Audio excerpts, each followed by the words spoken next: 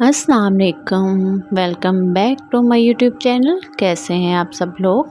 मैं उम्मीद करती हूँ कि आप सब खैरियत से होंगे, खुशबाश होंगे और बहुत ही अच्छे तरीके से अपनी ज़िंदगी को गुजार रहे होंगे।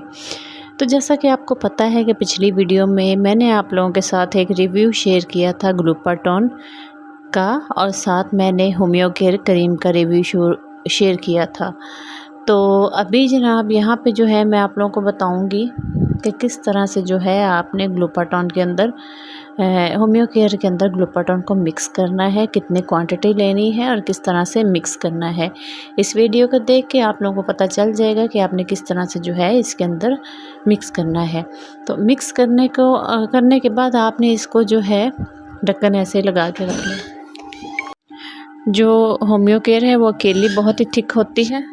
ये अकेली अगर हम अप्लाई करते हैं तो अच्छे तरीके से अप्लाई नहीं होती, इसीलिए ज़रूरी ये है कि इसके अंदर कोई ना कोई क्रीम मिक्स करके लगाई जाए। तो इसके लिए मैंने ग्लूटाथियोन को इसके अंदर मिक्स किया है। जब हम ग्लूटाथियोन को होम्यो केयर के अंदर ऐड करते हैं तो इसका रिज़ल्ट दुगना हो जाता है। यहाँ पे आप मेरे हाथों के ऊपर नक्कल देख लें, बिल्कुल आप लोगों को ब्राउन नज़र आ रहे हैं, डार्क नज़र आ रहे हैं।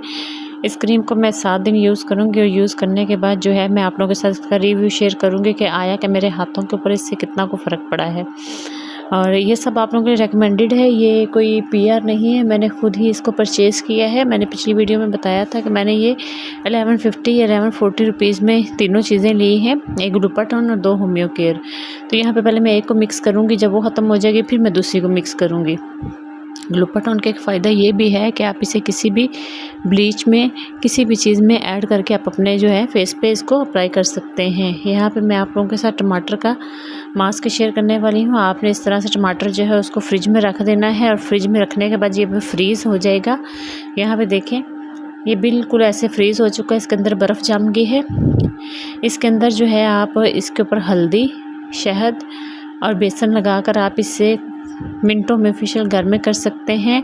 इसको एक दफ़ा आजमा के देखिएगा। आपने, मुझे उम्मीद है कि आपको ये रेमेडी पसंद आई होगी। मुझे इजाज़त दीजिए, बेसन लगाना है। इसके अलावा